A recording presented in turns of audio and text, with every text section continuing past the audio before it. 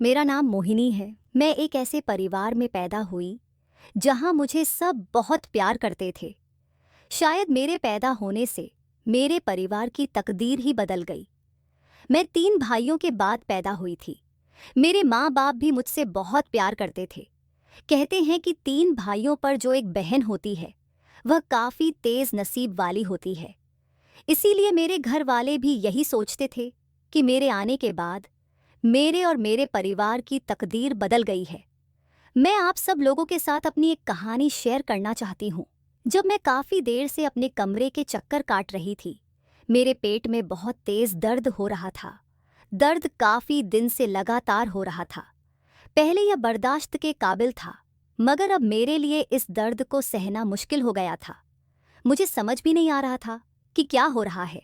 मेरे पति उमेश अमेरिका में नौकरी के सिलसिले में रहते थे और यह सब काम मुझे ही देखने पड़ते थे। घर के बाहर और अंदर के सारे काम मुझे ही संभालने पड़ते थे। यहाँ भी मुझे अकेले ही आना पड़ा और इसी बात से मुझे और ज़्यादा तकलीफ हो रही थी। भला कोई तो हो जो मेरे साथ हो, मेरा दर्द बांट सके। मगर मेरा तो सारा ससुराल भी दूसरे शहर में था और मायका भी। मेरे पति ने बहुत शौक से यह घर बनवाया था कि यहाँ सुकून वाले माहौल में रहेंगे, मगर खुद तो विदेश चले गए और मुझे यहाँ अकेला छोड़ गए। थोड़ी देर में नर्स ने आवाज़ लगाई, नेहा जी। ये सुनते ही मैं डॉक्टर के क्लिनिक की तरफ जाने लगी, जहाँ डॉक्टर प्रभाकर का केबिन था। वह अल्ट्रासाउंड किया करते थे और डॉक्टर उमा के सब मरीजों का अल्ट्रासाउंड वही करते थे। डॉक्टर उमा को सिर्फ डॉक्टर प्रभाकर की रिपोर्ट पर ही भरोसा था। मैं बड़ी मुश्किल से चलती हुई अंदर गई। डॉक्टर अब भी कोई रिपोर्ट बनाने में व्यस्त थे। उन्होंने मुझे बेड पर लेटने का इशारा किया और फिर अपना काम करने में लग गए। मैंने पर्दा ठीक किया और खुद बेड पर लेट गई, जहां महिलाओं के लिए चादर रखी गई थी। मैंने चादर अपने ऊपर डाली। 5 मिनट बाद डॉक्टर की आवाज़ आई, मैं अंदर आ सकता हूँ? उन्होंने पर्दे के पीछे से पूछा। मैंने कहा, आ जाइए डॉक्टर साहब। मैंने आहिस्ता से जवाब दिया। डॉक्टर ने आते ही मशीन की कुछ सेटिंग्स की और अल्ट्रासाउंड शुरू करने के साथ साथ मुझसे कुछ सवाल भी किए। लेकिन मैंने देखा, अचानक उनके चेहरे की रंगत कुछ अजीब सी हो गई। अब वह मेरे सवालों के जवाब में सिर्फ हाँ और हूँ कह रहे थे। उनका चेहरा देखकर मुझे कुछ गड़बड़ी का एहसास हुआ। मैं घबरा गई और मैंने पूछा, क्या हुआ डॉक्टर साहब? तो वह काफ़ी देर तक चुप रहे। कुछ देर बाद उन्होंने कहा, आप एक काम कीजिए, कल मेरे क्लिनिक पर आ जाइए। यहाँ पर तो मैं डॉक्टर उमा के कहने पर आया करता हूँ। सारी बात मैं वहाँ आराम से करूँगा। फिलहाल आप घर चली जाइए। डॉक्टर रिपोर्ट बनाने में लग गए और उन्होंने मुझे एक बार गौर से देखा और फिर अपना रुख मोड़ लिया। मैंने कहा, मगर डॉक्टर साहब, मुझे बहुत तकलीफ हो रही है। मैं कब तक बर्दाश्त करूं? मैंने थोड़ा गुस्से में कहा। तो वह बोले, मैं डॉक्टर उमा को बता देता हूँ, वह आपको आज के लिए कोई दवा देंगे। अभी आप जाइए। मैं शर्मिंदा होकर बाहर निकली। भला ये क्या बात थी? कुछ बता भी नहीं रहे थे और ऊपर से अपने क्लिनिक आने को कह दिया।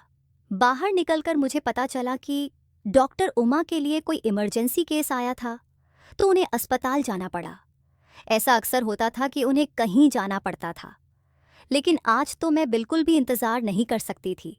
मैंने नर्स से कहा कि मेरा डर से बुरा हाल हो रहा है, प्लीज़ मुझे कोई दवाई दे दीजिए। उन्होंने डॉक्टर से फ़ोन पर बात करके मुझे थोड़ी सी दवाई दी। मैंने वहीं बैठकर पानी की बोतल से दवा ली और अपनी उंगलियां मसलने लगी ताकि दर्द में कुछ राहत मिले। घर लौटकर मैं बहुत रोई। ये भी कोई जिंदगी थी? अकेले जियो, अकेले सहो, हर दुख दर्द और परेशानी अकेले ही झेलो। पति बाहर बैठा है, बस पैसे कमाने में लगा हुआ है और मैं यहाँ सब कुछ अकेले झेल रही थी। मैं देर तक रोती रही। कुछ देर बाद उमेश का फ़ोन आया और मैंने सारा गुस्सा उन्हीं पर निकाल दिया। वह काफ़ी देर तक मुझे समझाने की कोशिश करते रहे, लेकिन मैं सुनने के लिए तैयार ही नहीं थी। गुस्से में आकर मैंने उनका फ़ोन काट दिया और रोते रोते दर्द से अपनी आंखें बंद कर लीं। थोड़ी देर बाद मैं बेहतर महसूस करने लगी। शायद दवाई ने असर किया था और दर्द धीरे धीरे कम हो गया। लेकिन मुझे पता था कि अगले दिन फिर से डॉक्टर के पास जाना पड़ेगा। यही सोचते सोचते मुझे नींद आ गई। सुबह जब मैं उठी तो मेरा मूड थोड़ा बेहतर था। ऐसा लग रहा था कि डॉक्टर ने आराम की दवाई दी थी, इसलिए मैं चैन से सो पाई थी। दर्द भी काफ़ी कम हो गया था, हालांकि हल्का हल्का महसूस हो रहा था। मैंने नौकरानी से नाश्ते के लिए पूछा तो वह जल्दी से मेरा पसंदीदा नाश्ता बना लाई। भूख भी लगी थी।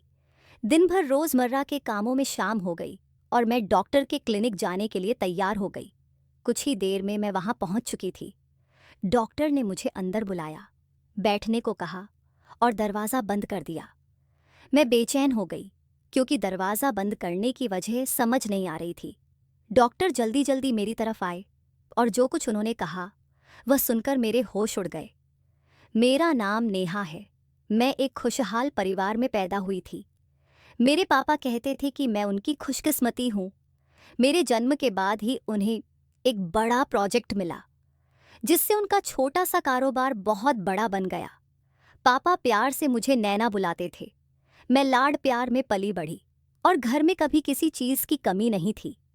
लेकिन जैसे ही मैंने जवानी की दहलीज पर कदम रखा, मुझे महसूस हुआ कि घर में कोई राज छिपा है। मैंने कई बार पापा और मम्मी को किसी बात पर बहस करते देखा, लेकिन मेरे सामने आते ही दोनों चुप हो जाते। मैं चाहकर भी उनसे कुछ नहीं जान पाई। कॉलेज की छुट्टियों में मैंने गौर किया कि पापा के घर से जाते ही मम्मी ड्राइवर को गाड़ी निकालने के लिए कहती और कहीं चली जाती। पहले तो मैंने ध्यान नहीं दिया, लेकिन एक दिन जब मैंने पूछा तो मम्मी घबरा गईं। उन्होंने कहा, नैना बेटा, मैं जहाँ जाती हूँ वह तुम्हें बताने की ज़रूरत नहीं है। उनकी बात से मैं हैरान हो गई।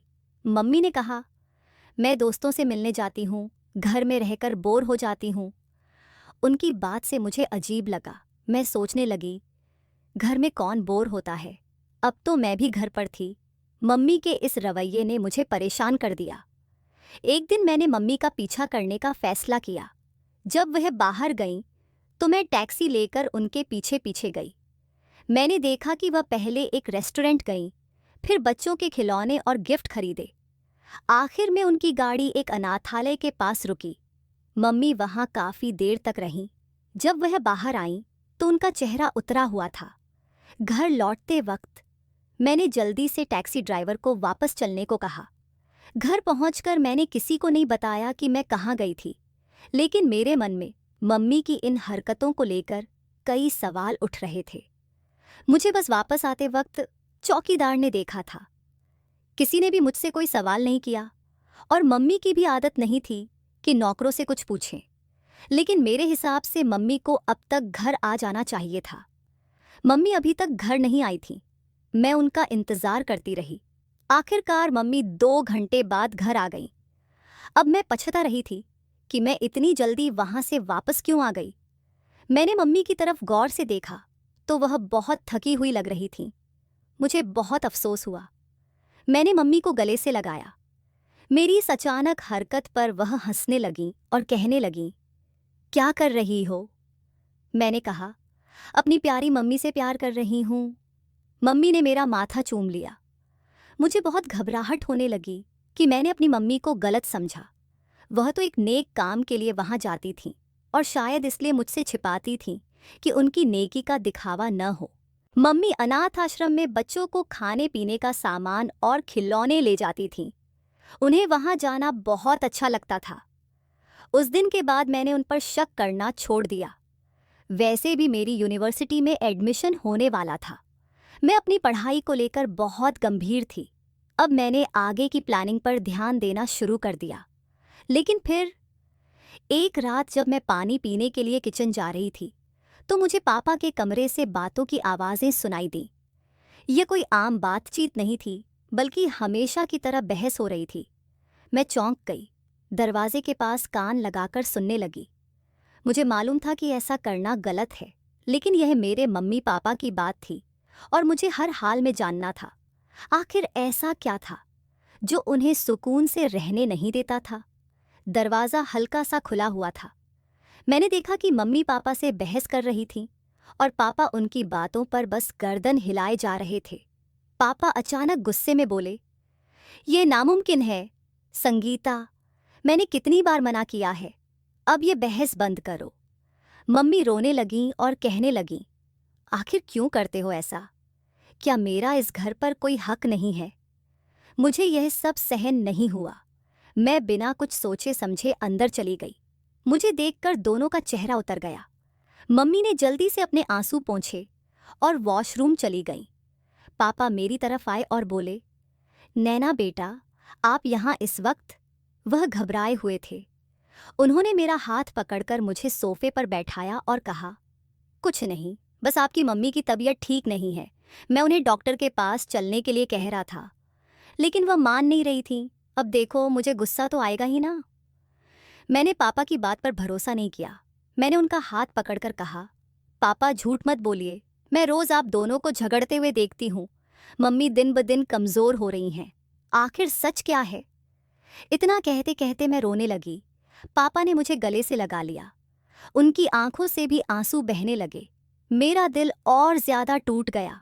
कुछ देर बाद मम्मी वॉशरूम से बाहर आईं और मुझे देखकर बोलीं, नैना, तुम अब तक यहीं हो? चलो अपने कमरे में, पापा को परेशान मत करो।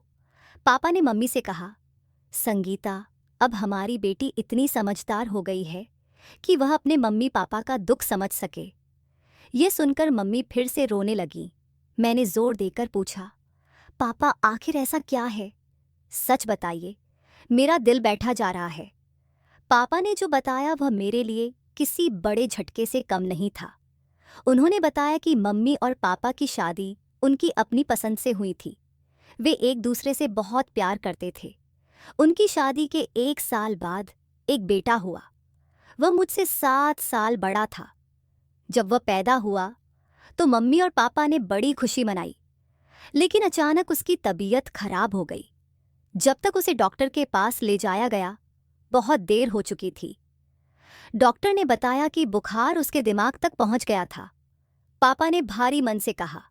यह सुनकर मेरी आंखों के आगे अंधेरा छा गया। मैंने कांपते हुए पूछा, तो क्या यही बात आपको खाए जा रही है? पापा ने सिर झुका लिया। मम्मी ने मुझे गले से लगा लिया। उस दिन मुझे एहसास हुआ कि मेरे मम्मी पापा इतने सालों से इस गम को अकेले सह रहे थे। मम्मी और पापा के पहले बेटे की जन्म के समय ही तबीयत खराब रहने लगी थी। वह इतना कमज़ोर था कि लंबे समय तक जी नहीं सका और कुछ ही दिनों बाद इस दुनिया से चला गया। फिर दूसरा बेटा हुआ, लेकिन उसकी हालत भी पहले बच्चे जैसी थी। उसकी तबीयत हमेशा खराब रहती और आखिरकार वह भी उन्हें छोड़कर चला गया। इसके बाद तीसरी बार मम्मी गर्भवती हुई और इस बार उनका एक और बेटा हुआ, जिसका नाम उन्होंने रवि रखा। रवि के जन्म के कुछ समय बाद उसकी तबीयत भी अचानक खराब हो गई। मम्मी और पापा बहुत डर गए। उन्हें लगा कि कहीं रवि भी उनके पहले दोनों बेटों की तरह उनसे दूर न हो जाए। वह उसे तुरंत डॉक्टर के पास ले गए, लेकिन इस बार भी देर हो चुकी थी। डॉक्टर ने बताया कि रवि को स्ट्रोक हुआ था, जिससे उसके दिमाग की नसें कमज़ोर हो गई थीं। उसका दिमाग बहुत खराब हो चुका था और वह चलने फिरने के लायक भी नहीं रह गया था। पापा ने उसका कई जगह इलाज करवाने की कोशिश की। आखिरकार शहर के सबसे बड़े डॉक्टर ने बताया कि रवि पैदाइशी विकलांग है और इसका कोई इलाज संभव नहीं है। डॉक्टर ने सलाह दी, आपके बच्चों की जो स्थिति रही है, उसे देखते हुए आप अब और संतान की योजना न बनाएं। लगातार बच्चों के जन्म के बाद उनकी मृत्यु होना या गंभीर बीमारियों का होना, यह बहुत गंभीर समस्या हो सकती है। डॉक्टर की यह बात सुनकर मम्मी और पापा पूरी तरह टूट गए। मम्मी तो जैसे जीवन से ही हार गई थीं। वह दिन रात रवि के साथ रहती, यहाँ तक कि अपने कपड़े भी बदलने का ख्याल नहीं रखती। उनका पूरा ध्यान केवल रवि पर था। कुछ साल बाद जब रवि 4 साल का हुआ, तब मम्मी फिर से गर्भवती हो गईं। ये खबर सुनकर पापा चिंतित हो गए। उन्होंने मम्मी से बच्चे को गिराने की बात की, लेकिन डॉक्टर ने बताया कि ऐसा करने से मम्मी की जान को खतरा हो सकता है। आखिरकार मैं इस दुनिया में आ गई।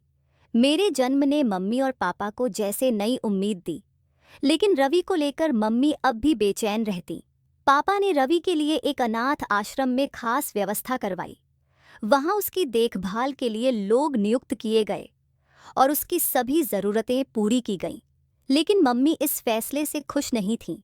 मम्मी रोज़ अनाथ आश्रम जाकर रवि से मिलती, वह उसे अपने हाथों से खाना खिलाती और घंटों उसके पास बैठती। लेकिन पापा ने रवि को घर लाने से मना कर दिया, क्योंकि उन्हें डर था कि उसका असर मुझ पर न पड़े। इस बात का सच मुझे बहुत बाद में पता चला। जब मैंने सब कुछ जाना तो मम्मी और पापा की हालत समझकर मुझे बहुत दुख हुआ। मैंने पापा से जिद की कि रवि को घर लाया जाए। आखिरकार मेरी जिद के आगे पापा ने हार मान ली और अगले ही दिन रवि को घर ले आए। रवि को देखकर मुझे बहुत खुशी हुई। मम्मी के चेहरे पर भी सालों बाद सुकून और खुशी झलक रही थी।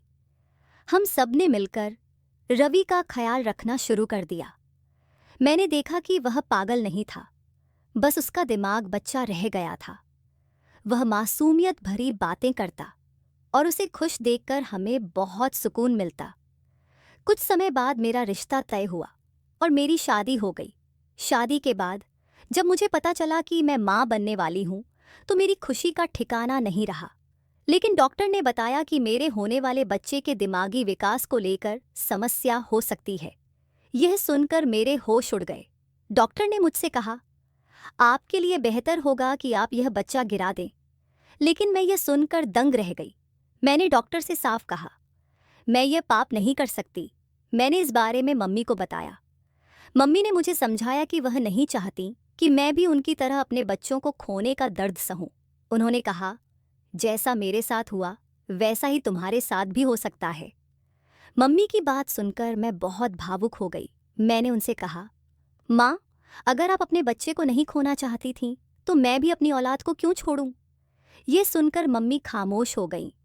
मैंने ईश्वर पर भरोसा रखा और दिन रात अपने बच्चे के लिए प्रार्थना करती रही। मैंने तय कर लिया कि जो भी होगा मैं अपनी संतान को इस दुनिया में लाऊंगी। मेरी जुबान पर हमेशा अपने बच्चे की सलामती के लिए दुआएं ही रहती थीं। अब मैंने सब कुछ ईश्वर पर छोड़ दिया था। मैंने उमेश को भी अपनी स्थिति के बारे में सब कुछ बता दिया। वह भी चुप हो गए थे और उन्होंने मेरा फैसला स्वीकार कर लिया। मैंने डॉक्टर के पास जाना भी बंद कर दिया था। अल्ट्रासाउंड करवाना या कोई अन्य जांच कराना भी छोड़ दिया था। मुझे बस अपने ईश्वर पर भरोसा था। गांव या मोहल्ले के लोग मुझे अजीब नज़रों से देखते थे। वे तरह तरह की बातें करते, लेकिन मुझे इन सब की परवाह नहीं थी। मेरा विश्वास मेरे ईश्वर पर अटल था। आखिरकार 9 महीने बाद मैंने एक स्वस्थ और प्यारे बच्चे को जन्म दिया। डॉक्टर भी यह देखकर हैरान रह गए। उन्होंने रिपोर्ट्स देखकर मुस्कुराते हुए कहा, यह तो चमत्कार है। ईश्वर की कृपा से आपका बच्चा बिल्कुल स्वस्थ है। मेरी खुशी का ठिकाना नहीं था। मेरा यकीन जीत गया था। मैंने अपने ईश्वर का तहे दिल से शुक्रिया अदा किया, जिसने मेरी प्रार्थनाओं को सुना और मुझे निराश नहीं किया। दोस्तों, यह कहानी हमें सिखाती है कि भरोसा और प्रार्थना में बहुत ताकत होती है। अगर आपको हमारी ये कहानी पसंद आई हो तो वीडियो को लाइक करें, चैनल को सब्सक्राइब करें और नोटिफिकेशन का बटन ज़रूर दबाएं, ताकि हमारी अगली कहानी सबसे पहले आप तक पहुंचे। धन्यवाद।